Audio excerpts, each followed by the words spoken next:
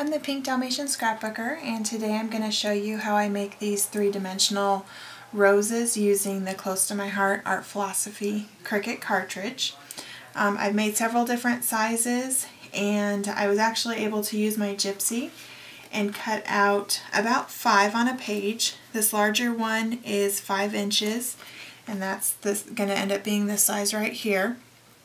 This one is not quite 3.5, and then this one is about 2 1/4. So it goes down pretty small. I was able to put 5 on here. There's 2 of the smaller sizes that I haven't popped out yet. And I'm using the Roxy paper from Close to My Heart. It is 2-sided paper, and I do recommend that for making these flowers because both sides are going to show up, the inside more than the outside, but you definitely, I think it's going to look better than just white on one of the sides. So I did ink my edges because the edges show up quite a bit. So I'm just using the Close to My Heart Tulip ink pad to ink the edges. It matches this one, it coordinates with this set. And I just use my little sponge and I ink the edges while it's still flat. That's the easiest way to do it. And so just use a coordinating color with your roses after you cut them out. And this one, the Art Philosophy cartridge has different dimensional flowers that you can cut out. I like this one the best because it ends up looking more like rose petals to me. So I use this cut.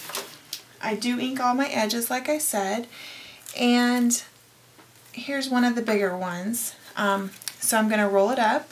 I use a little stylus, and you want to get the center as tight as possible when you start rolling it up. Keep in mind that the main color of your rose is going to be actually the color that you roll up on the inside is what's going to show up the most. So I want my zebra print right here to be my flower. So I'm just going to start twisting it around my stylus.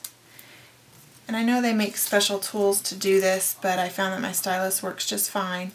You do want to get the center as tight as possible, and then just try and keep the whole flower rolled up around that.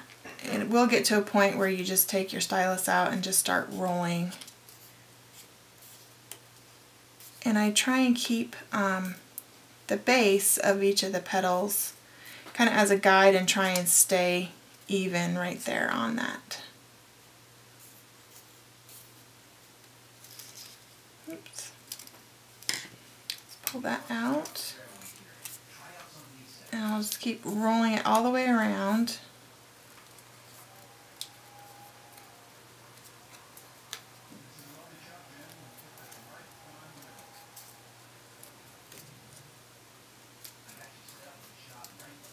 This will take just a second. I want to show you what happens when you get to the end of the flower. So there's a few more petals right here, and then there's this round area. So you don't need to worry about rolling it up. You just let go of the flower, and that main part right here is what is going to be the base of your flower.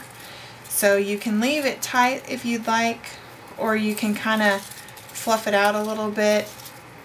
Try and keep the center still tight because the tighter that is, it looks really good, more like a real rose. And then once you kind of have the rose the way you want it, then I just take some hot glue, put it all right in there, and then press the whole thing down. Sometimes you have to do it a couple times, and you just push it all down, hold it for a few seconds, and let it dry. And this is what you end up with.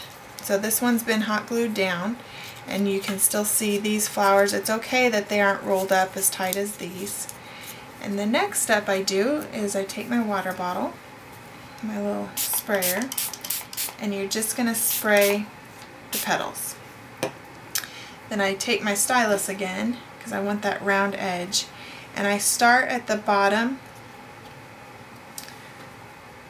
petal, and these ones are the easiest to work with, and you just bend them. I use my stylus to kind of get some pressure in the center right there, and then my thumb to bend it down. These ones you can play with a little bit and manipulate them so they look more like actual flower petals. And you just want to bend them over, and you start working your way around the flower.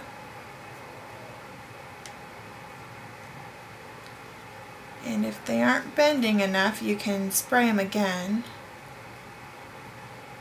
And the nice thing about using the water is that when it dries, then your paper is gonna stay that way. So it's a pretty neat tool.